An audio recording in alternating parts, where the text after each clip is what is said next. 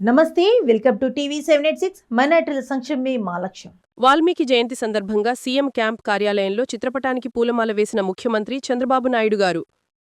విజయనగరం జిల్లా కురుపాం సంక్షేమ హాస్టల్లో విద్యార్థులు ఆస్పత్రి పాలైన ఘటనపై ఏపీ పీసీసీ చీఫ్ షర్మిల స్పందించారు. వారిని విశాఖ కేజీహెచ్లో పరామర్శించారు. బిడ్డల శరీరాలు చూస్తే గవర్నమెంట్ ఏం భోజనం పెడుతుందో అర్థమయ్యింది. సొమాలియా దేశ పరిస్థితులు గుర్తుకు వచ్చాయన్నారు. స్వర్ణాంధ్ర 2047 కాదు, స్వర్ణాంధ్ర హాస్టల్స్ విజన్ 2027 కావాలన్నారు. 2 ఏళ్లలో సంక్షేమ హాస్టళ్లు బాగు చేయాలని డిమాండ్ చేశారు. గిరిజన హాస్టల్లో కనీసం త్రాగడానికి నీళ్లు కూడా ఉండడం లేదని, కలుషిత నీరు త్రాగి బిడ్డలకు ఈ పరిస్థితి ఏర్పడిందని షర్మిల ఆవేదన వ్యక్తం చేశారు. 2 బిడ్డలు చనిపోవడం చాలా బాధాకరం. కొంతమంది ఐసీయూలో చావు బ్రతుకులతో పోరాటం చేస్తున్నారు. హాస్టల్లో ఆర్ఓ సిస్టమ్ పనిచేయడం లేదని చెప్పినా గవర్నమెంట్ పట్టించుకోలేదని విమర్శించారు. ఈరోజు వింటున్నాం, నీళ్లు కంటామినేట్ అయ్యి ఈరోజు ఇంతమందికి ఇన్ఫెక్టెడ్ వాటర్ వల్ల జాండీస్ వచ్చి కొంతమందికి తీవ్రంగా ఎఫెక్ట్ అయ్యి ఐసీయూలో కూడా ఉన్నారు. 228 ఆడబిడ్డలున్న హాస్టళ్లలో ఒక్క బాత్రూమ్. మరి దీనికి ఏం సమాధానం చెప్తారు? హైకోర్టు ముట్టికాయలు వేసింది. అవి ఆ ఒక్క సందర్భమే కాదు, ఎన్నో సందర్భాలను కోర్టు చేస్తూ హైకోర్టు చెప్పిన విషయాలను వింటే ఎవరికైనా బాధేస్తుంది. మనసున్న వాళ్ళు ఎవరు విన్నా బాధేస్తుంది. అలాగే మేము కూడా చెల్లించడం జరిగింది. హైకోర్టులో చెప్పిన విషయం విని 228 ఆడబిడ్డలకి ఒక్క బాత్రూమ్ లో ఉన్నారు అంటే ఎవరైనా చెల్లించాల్సిన అవసరం ఉంది. అలాగే ఒక్క రూమ్ లో 17 మంది అమ్మాయిలను పెడుతున్నారట. 17 మంది అమ్మాయిలకు కనీసం పరుపులు కూడా లేవట, కింద బండ మీద పడుకుంటున్నారట. ఇలాంటి హాస్టళ్లలో ఉన్న పరిస్థితి, కనీసం తిండి సరిగ్గా లేదు, నీళ్లు సరిగ్గా లేవు, బాత్రూములు సరిగ్గా లేవు అని ఈ విషయాలన్నీ హైకోర్టు చెప్పింది. ప్రభుత్వానికి మొట్టికాయలు వేసింది. మరి ప్రభుత్వానికి పట్టదా అని మేము అడిగాం. ముఖ్యమంత్రిగా ఉన్న చంద్రబాబు గారు గుడుల మీద ఉన్న దృష్టి బడుల మీద పెట్టట్లేదు, బిడ్డల మీద పెట్టట్లేదు. ఇది న్యాయమేనా అని అడిగాం. ఏం తప్పు అడిగామని అడుగుతున్నాం. ఏం తప్పు అడిగామో మళ్ళీ సమాధానం చెప్పాలి.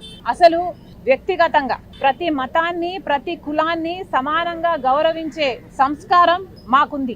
కానీ మేము చెప్పాలనుకున్నది, ప్రభుత్వ పెద్దలుగా ఉన్న వాళ్ళు, ప్రభుత్వం నడుపుతున్న వాళ్ళు ఒక మతానికి పెద్దపీట వేస్తూ ఒక మతాన్ని ఎత్తి పట్టుకుంటే అది భావ్యం కాదు అన్నది మిగతా మతాల వాళ్ళ అభిమతమై ఉన్నది. ఆ విషయమే ప్రభుత్వ పెద్దలు గమనించాలి. ప్రభుత్వ పెద్దలుగా ఉన్న వాళ్ళు గుడులు కడతాము అంటే మరి మసీదులు, మరి చర్చిలు కూడా కడతాము అనే మాట్లాడాలి. ప్రభుత్వ పెద్దలుగా ఉన్న వాళ్ళు పురోహితులకు స్టైఫండ్ ఇస్తున్నాము అంటే అటు ఇమాములకు, పాస్టర్లకు కూడా ఇస్తాము అని మాట్లాడాలి. లేకపోతే మిగతా మతాల వాళ్ళకి అభద్రతా భావం కలిగించిన వాళ్ళు అవుతారు. వాళ్ళ మనోభావం తెలిసిన వాళ్ళం కాబట్టే దాని గురించి మాట్లాడటం జరిగింది. దళిత వాడల్లో పెట్టాల్సిన శ్రద్ధ పెట్టడం లేదు. ఇలా హైకోర్టు ఒక తీర్పు ఇచ్చింది. మరి ఆ తీర్పు గురించి ఏం చేస్తున్నారు? దళిత స్కూళ్లు కానీ, ఎస్సీ ఎస్టీ స్కూళ్లు కానీ, బీసీ హాస్టళ్లు కానీ ఇలాంటివి ఏవి కూడా సరిగ్గా లేవు అని ప్రశ్నించడం జరిగింది. అదే ఈరోజు జరిగింది. వాస్తవానికి ఈరోజు ఇది ఒక నమూనా మాత్రమే. కానీ ప్రభుత్వము, చంద్రబాబు గారు, కూటమి సర్కారు అందరూ గమనించాలి. ఇదేదో మేము రాజకీయాల కోసం మాట్లాడటం లేదు. మేము మాట్లాడిందల్లా ప్రజల సంక్షేమం కోసం మాట్లాడ్డాం. అదేదో పెద్ద నేరమైనట్టు, నేనేదో హిందువులకు వ్యతిరేకమైనట్టు ఎంత సోషల్ మీడియాలో ఎంతగా నన్ను దూషించారు, వ్యక్తిగతంగా ఎంతగా నన్ను దూషించారు, వ్యక్తిత్వ హననం కూడా చేశారు. ఒక నా గురించి కాదు, మా అమ్మ గురించి, మా నాన్న గురించి, నా భర్త గురించి, నా కొడుకు గురించి. మరి మీ సంస్కారం అంతా ఏమైపోయింది? ఆలోచించుకోవాల్సిన అవసరం ఉంది. ఇక్కడ ఈ ఒక్క హాస్పిటల్లోనే 50 మంది చేరడం జరిగింది. 2 చనిపోవడం జరిగింది. 2 కాదు, ఇప్పుడు ఇంకొక అమ్మాయి కూడా చనిపోయింది అన్న న్యూస్ కూడా వస్తుంది. మేము ఇంకా వెరిఫై చేసుకోలేదు, బట్ అది వాస్తవము అయితే మరి 3 ప్రాణాలు కోల్పోయారు, 3 ప్రాణాలు కోల్పోయారు. మరి ప్రభుత్వం ఏం సమాధానం చెప్తుంది? మరి ఎస్సీ ఎస్టీ బీసీ హాస్టళ్లు బాగలేవు అని మేము అంటే బాగలేనందుకే కదా ఈరోజు ఇది జరిగింది. మరి ప్రభుత్వమైనా, చంద్రబాబు గారైనా, కూటమి సర్కారైనా ఏం సమాధానం చెప్తారో చెప్పండి. వైసీపీ అధ్యక్షుడు జగన్మోహన్ రెడ్డి ఈ నెల 9న నర్సీపట్నం పర్యటనను విజయవంతం చేయాలని విశాఖ జిల్లా వైకాపా నాయకులు పిలుపునిచ్చారు.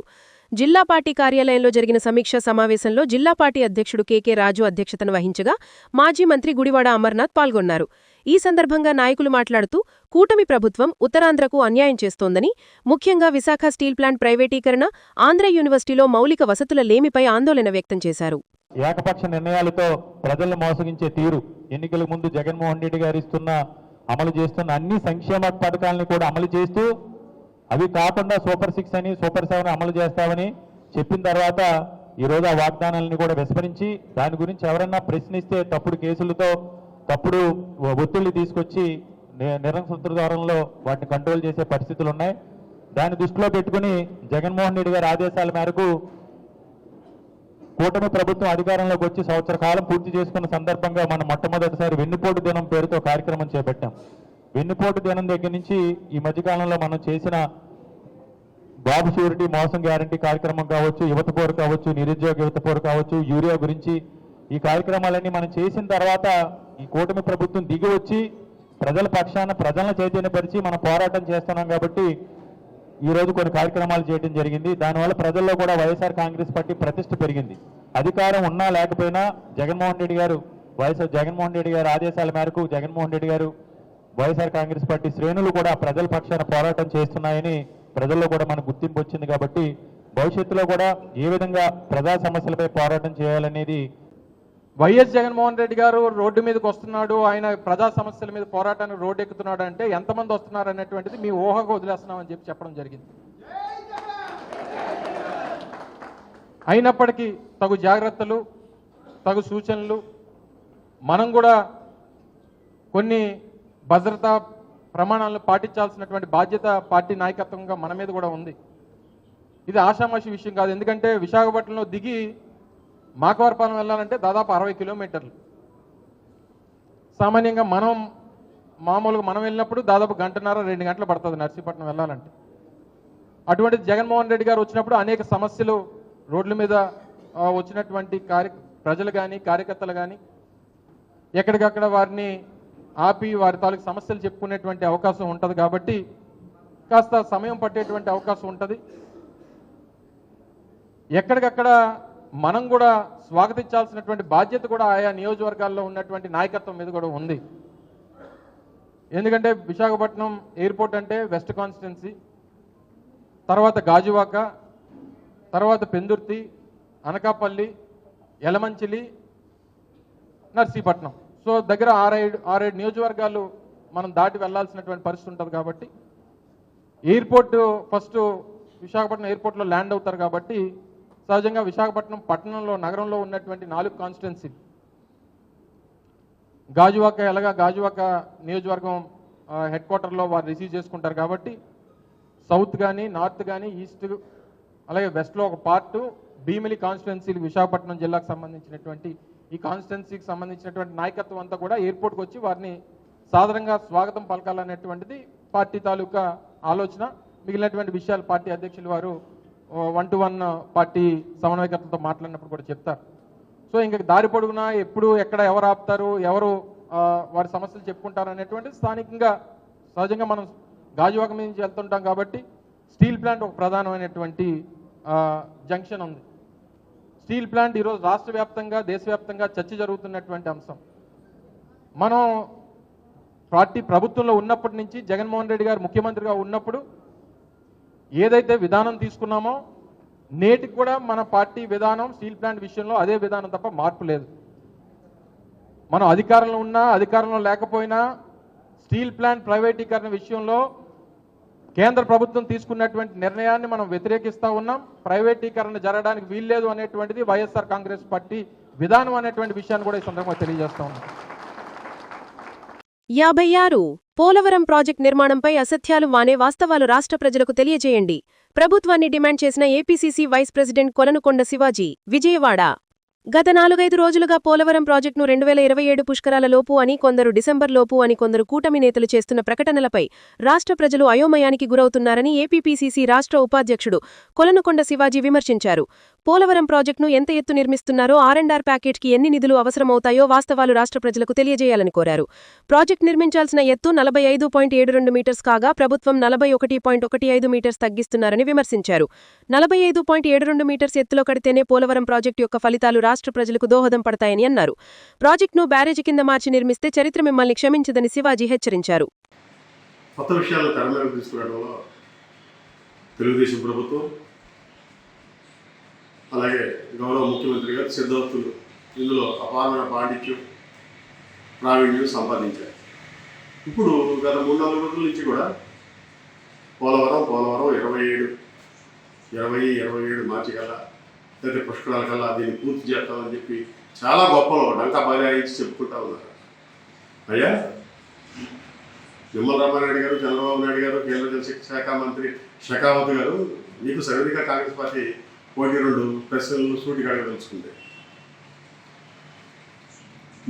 నిర్దేశిత లక్ష్యం ఎన్ని అడుగులు ఎన్ని మీటర్లు మీరు కట్టేదంతా, ఆ కట్టేదాని వల్ల ఏమైనా కాలువలకి నీళ్లు పారతాయా, పారవా, మోటార్లు పెట్టాలా లేదా? ఇప్పుడు కట్టే 41.15 మీటర్ల ఎత్తు వల్ల ఏమైనా ఉపయోగం ఉందా అని చెప్పి మేము అడుగుతా ఉన్నాం.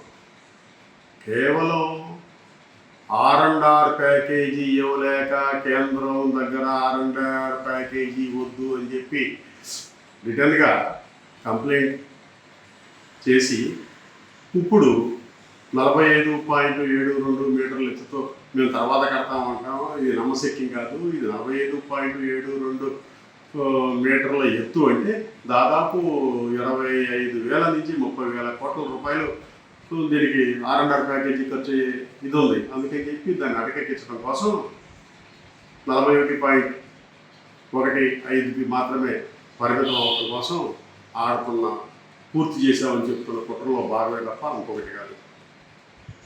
మన పక్క కర్ణాటక రాష్ట్రం ఆల్మట్టి డ్యామ్ని 519 నుంచి 524 మీటర్ల ఎత్తు కట్టదాము అని చెప్పి క్యాబినెట్ ఆమోదం ఉంది. 70,000 కోట్ల రూపాయలు 60,000 కోట్ల రూపాయలు దానికోసం కేటాయించితే ఇక్కడేమో మీరు జాతీయ ప్రాజెక్టుగా ప్రకటించారు.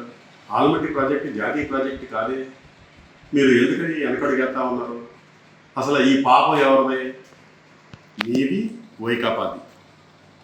మీరిద్దరూ కూడా కేంద్రం నిర్మించాల్సిన ప్రాజెక్టుని ముడుపుల కోసం మీరు తీసుకొని నానా యాగి చేస్తా ఆ ప్రాజెక్టు నిర్మాణం యొక్క ఇదే భవిష్యత్తే ప్రమాదంలో పడిపోయి ఉంది. నాసిరకం కాంట్రాక్టర్లకు ఇచ్చి నాసిరకం పనులు చేయడం ఫలంగా అక్కడ క్రాకులు, సీపీజీలు వస్తూ ఉన్నాయి. డయాఫ్రమ్ వాల్ నిర్మాణంలో థర్డ్ పార్టీని ఇన్వాల్వ్ చేసి దాని నిజాలు బయటికి చెప్పే దానికోసం ఎందుకు నాలుస్తున్నారో మాకైతే అర్థం కావట్లా. తక్షణమే పోలవరం పలానప్పుడు కంప్లీట్ చేస్తామని చెబుతున్నారు కదా. అయ్యా మేమేమంటే కేంద్ర జలశక్తి అధికారులతోటి అనంతపురం బుక్కరాయ సముద్రంలోని దక్షిణామూర్తి నగర్లో ఈ నెల 3న 2 దొంగలు 2 ఇళ్లల్లో చోరీకి పాల్పడ్డారు. ఒక ఇంట్లో 5 తులాల బంగారు ఆభరణాలు అపహరించారు. దొంగలు ఇంట్లోని కుక్కకు మత్తు పదార్థం ఇచ్చినట్లు సీసీ కెమెరా దృశ్యాల్లో రికార్డయింది. బుక్కరాయ సముద్రం పోలీసులు కేసు నమోదు చేసుకుని దర్యాప్తు చేస్తున్నారు. జీడినల్లూరు నియోజకవర్గం వెదురుకుప్పం మండలం దెవళంపేట వద్ద ఉన్న అంబేడ్కర్ విగ్రహానికి ఈ నెల 3వ తేదీ తెల్లవారుజామున నిప్పంటించిన ఘటనపై చిత్తూరు జిల్లా ఎస్పీ తుషార్ డూడి వెదురుకుప్పంలో మీడియా సమావేశం ఏర్పాటు చేసి వివరాలు వెల్లడించారు. ఈ ఘటనలో భారీ ట్విస్ట్ వెలుగులోకి వచ్చింది. అంబేడ్కర్ విగ్రహానికి నిప్పు పెట్టకపోయినా నిప్పు పెట్టినట్లు సృష్టించి సొంత లబ్ధి కోసం ఉపయోగించుకున్న సర్పంచ్ గోవిందయ్యను పోలీసులు అరెస్ట్ చేశారు. ఈ కార్యక్రమంలో పోలీసు అధికారులు పాల్గొన్నారు. ఇది మన వెదురుగుప్పం పిఎస్లో జరిగిన క్రైమ్ నంబర్ 138/2025 సంబంధించిన ప్రెస్ కాన్ఫరెన్స్. మీ అందరికీ తెలుసు ఈ నెల 2nd నైట్ని ఒక అన్ఫార్చునేట్ ఇన్సిడెంట్ జరిగింది. అక్కడ దేవరపేట విలేజ్ బస్ స్టాండ్ దగ్గర ఉన్న ఒక చిన్న షాప్లో ఫైర్ జరిగింది. ఆ ఫైర్ వల్ల ఆనరబుల్ బాబాసాహెబ్ అంబేద్కర్ విగ్రహం కూడా చిన్నగా డ్యామేజ్ అయింది.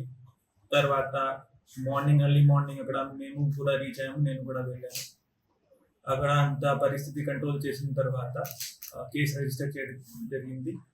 ఆ కేసులో మన అక్కడ ఉన్న పంచాయత్ సెక్రటరీ జి రాము గారు కంప్లైంట్ ఇచ్చారు. కంప్లైంట్ ప్రకారం అక్కడ ఉన్న ఒక చిన్న షాప్లో ఫైర్ స్టార్ట్ అయింది. ఆ ఫైర్ తర్వాత అన్నోన్ అక్యూజ్ దాన్ని తగలపెట్టడం జరిగింది. ఆ ఫైర్ వల్ల ఆ ఫైబర్ స్టాచ్యూకి కూడా కాళ్ళు కొంచెం డ్యామేజ్ అవడం జరిగింది. ప్లస్ ఆ స్మోక్ వల్ల కొంచెం బ్లాక్ పౌడర్ కూడా డిపాజిట్ అయింది. ఇమీడియట్ గా అక్కడ సిచ్యువేషన్ కంట్రోల్ చేసిన తర్వాత మన డిఎస్పీ నగరి ఆధ్వర్యంలో మల్టిపుల్ టీమ్స్ ఫామ్ చేయడం జరిగింది. అక్కడ వెంటనే forensic teams, dog squads, clues team కూడా వెళ్ళాయి. వారు కూడా శాంపిల్స్ కలెక్ట్ చేశారు. తర్వాత ఆ రోజు మీరు కూడా ఆ ఇన్సిడెంట్ ని బాగా కవర్ చేశారు. ఆ టీమ్స్ ఫామ్ చేసిన తర్వాత డీటెయిల్డ్ ఇన్వెస్టిగేషన్ చేశాము. దాంట్లో టెక్నికల్ ఎవిడెన్స్ కూడా, సీసీటీవీ ఫుటేజెస్ కూడా, ప్లస్ అక్కడ ఉన్న cell tower related data, other technical data కూడా తీసుకోవడం జరిగింది. ఈ దర్యాప్తుల్లో బయటకి ఏం వచ్చింది, ఆ రోజు సుమారుగా సీసీటీవీ కూడా చూస్తే ఎగ్జాక్ట్ 2:03 ఆ టైంకి ఫైర్ స్టార్ట్ అయింది. ఫైర్ స్టార్ట్ అయిన తర్వాత ఆ ప్లేస్కి అవతల ఒక ఇల్లు ఉంది. అక్కడ ఓనర్ పేరు దిల్షాద్ గారు, ప్లస్ వాళ్ళ ఇంట్లో మీనాక్షి పేరుతో ఒక లేడీ పని చేస్తుంది. She was the first responder. ఆమె చూసిన తర్వాత వెంటనే హౌస్ ఓనర్ దిల్షాద్ గారికి చెప్పడం జరిగింది దట్ ఆ ముందే ఉన్న షాప్లో ఫైర్ స్టార్ట్ అయింది, పైన కొంచెం ఫ్లేమ్స్ చూశారు. అది చూసిన వెంటనే దిల్షాద్ గారు వాళ్ళకి పరిచయం ఉంది ఆ షాప్ ఓనర్ సులోచన, వాళ్ళకి చెప్పడం జరిగింది. సులోచన వెంటనే సీన్కి వచ్చారు. వాళ్ళ కూతురు మీనాక్షి కూడా వాళ్ళతో పాటు అక్కడ రావడం జరిగింది.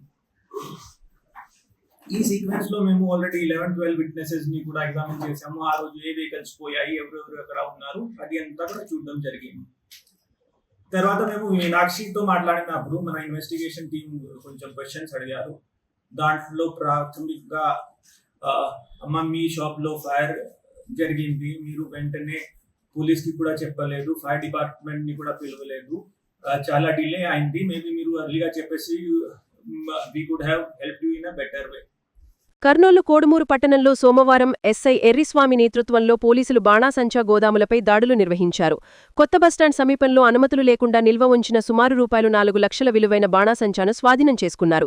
చట్టపరమైన అనుమతులు లేకుండా బాణాసంచా నిల్వ చేయడం తీవ్రమైన నేరమని, అందుకే గోదామును సీజ్ చేస్తున్నామని ఎస్ఐ వై స్వామి తెలిపారు. ఈ దినం కర్నూలు జిల్లా ఎస్పీ గారి ఆదేశాల మేరకు, కర్నూలు డిఎస్పీ గారు ఆదేశాల మేరకు మా కోడుమూరు సిఏ గారు సర్కిల్ సిఏ గారి ఆదేశాల మేరకు ఈరోజు ఇట్లా ఇల్లీగల్గా టపాకాయలు పర్మిషన్ లేకుండా, లైసెన్స్ లేకుండా ఊరు మధ్యలో కోడుమూరు మధ్య ఇట్లా అనమత్తుగా పెట్టుకున్నారని చెప్పి మాకు రాబడిన సమాచారం మేరకు, ఇన్ఫర్మేషన్ మేరకు ఈరోజు రైడ్ చేయడం జరిగింది. ఈ రైడ్లో భాగంగా మాకు తెలిసింది ఏమంటే మొత్తం సుమారు 4 లక్షల సరుకు ఇక్కడ డంప్ చేయడం అయింది. ఇది ఎటువంటి లైసెన్స్ లేకుండా చేయడం వల్ల చట్టరీత్యా నేరం కాబట్టి దీని మీద కేసు రిజిస్టర్ చేసి ఫర్దర్గా లీగల్గా ప్రొసీడ్ అవుతామని చెప్పి మీకు తెలియపరచుకుంటున్నాం. ప్రస్తుత ఐసీసీ మహిళల ప్రపంచ కప్లో భాగంగా విశాఖపట్నంలోని వైఎస్సార్ ఏసీఏ వీడీసీఏ స్టేడియంలో జరగనున్న 5 వన్డే మ్యాచ్ల కోసం భారత మహిళల జట్టు కొలంబో నుంచి ప్రత్యేక విమానంలో చేరుకుంది. టోర్నీలో 3వ విజయం నమోదు లక్ష్యంగా వచ్చిన జట్టుకు విమానాశ్రయంలో అభిమానులు ఘనస్వాగతం పలికారు. విశాఖ వేదికగా భారత్, దక్షిణాఫ్రికా, ఆస్ట్రేలియా జట్లతో డే నైట్ మ్యాచ్లో ఆడనుంది. భారత నౌకాదళంలో మరో యుద్ధనౌక ఆండ్రోత్ను వైస్ అడ్మిరల్ రాజేష్ పెందర్కర్ జాతికి అంకితం చేశారు. విశాఖ నేవల్ డాక్యార్డ్లో జరిగిన కార్యక్రమంలో పలువురు నేవీ అధికారులు పాల్గొన్నారు. భారత నౌకాదళం స్వభేసీకరణ అడుగులో ఇది మరో మైలురాయిగా నిలిచింది. ఇటీవలే అత్యాధునిక యుద్ధనౌకలు అర్నాల, నిస్తార్, ఉదయగిరి, నీలగిరి నౌకాదళంలో ప్రవేశంతో కొత్త ఉత్సాహం నెలకొంది. ఆండ్రోత్ను 80% దేశీయంగా రూపొందించారు. రక్షణ అవసరాలు నౌకాదళం పరంగా బలోపేతం కావడానికి ఆండ్రోత్ ఉదాహరణగా నిలుస్తుందని అధికారులు చెబుతున్నారు. కోల్కతాలోని గార్డెన్ రీచ్ షిప్ బిల్డర్స్ సంస్థ ఈ యుద్ధనౌకను నిర్మించింది. Director general naval projects Visakhapatnam, vice admiral Sameer Saxena, Chief of Staff, Headquarters Eastern Naval Command, Flag Officers, Commodore P.R. Hari, retired, Chairman and Managing Director, Garden Reach Shipbuilders and Engineers Limited, Commodore Rajneesh Sharma, Naval Officer in Charge, Andhra Pradesh, Commander Guru Prasad Patil, Commanding Officer, INS Androth, ex-commanding officers of the old Androth Ships Company of the new Androth, distinguished guests, members of the media, ladies and gentlemen, good morning. It is indeed a proud privilege and a moment of immense satisfaction to join you all today for the commissioning of INS Androth, a ship that embodies the strength and skill as well as the spirit of our great maritime nation.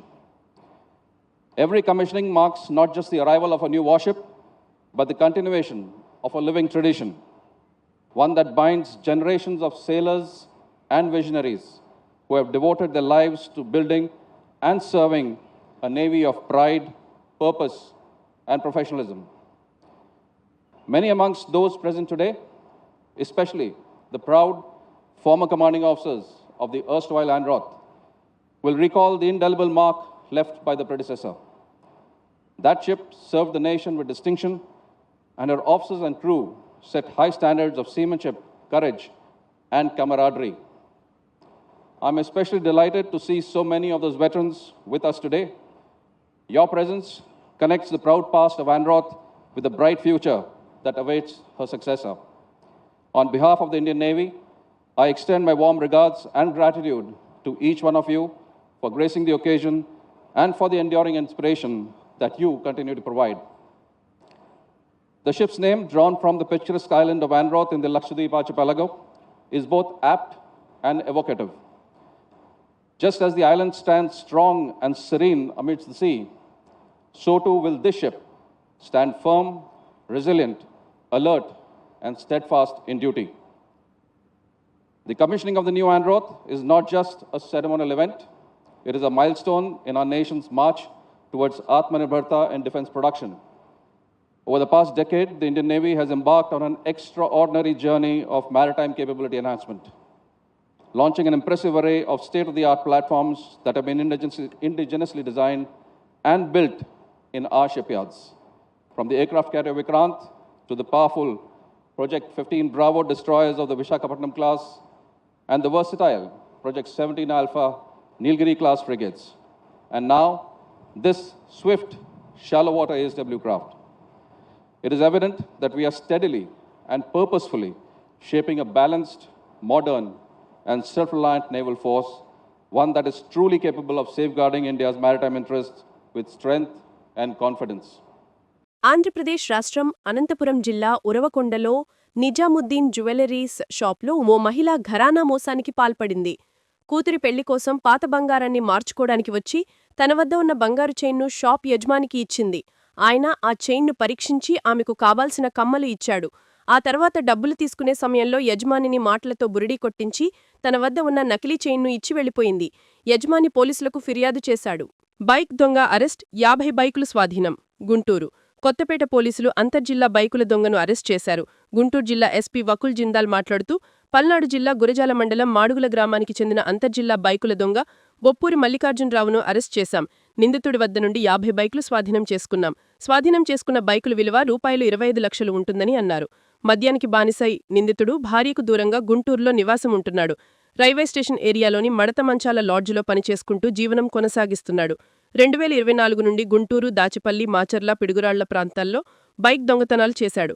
Mayabazar ప్రాంతంలో సోమవారం సాయంత్రం కొత్తపేట పోలీసులు అదుపులోకి తీసుకున్నారు. నిందితుడి వద్ద నుండి 15 బైకులు కొనుగోలు చేసిన గురజాలకు చెందిన బైక్ మెకానిక్ రాజశేఖర్, గొర్రెల కాపరి మహేష్ వద్ద నుండి 6 బైకులు, సాతులూరుకు చెందిన బెల్దర్ మేస్త్రి నుండి 7 బైకులు స్వాధీనం చేసుకుని కేసులు నమోదు చేశామన్నారు. భవిష్యత్తు తరాలకు శ్రీరామచరితను అందించిన మహర్షి వాల్మీకి, వాల్మీకుల హక్కుల కోసం పార్లమెంట్లో వింపిస్తా నంద్యాల ఎంపీ డాక్టర్ బైరెడ్డి శబరి. భవిష్యత్తు తరాలకు ఆదర్శమూర్తి, శ్రీరామచరిత్రను అందించిన ఆదికవి వాల్మీకి మహర్షి అని వాల్మీకుల హక్కుల కోసం పార్లమెంట్లో ప్రస్తావించి వాల్మీకులను ఎస్టీ జాబితాలో చేర్చేలా కృషి చేస్తారని నంద్యాల పార్లమెంట్ సభ్యులు, Lok Sabha deputy floor leader doctor Byreddy Sabari అన్నారు.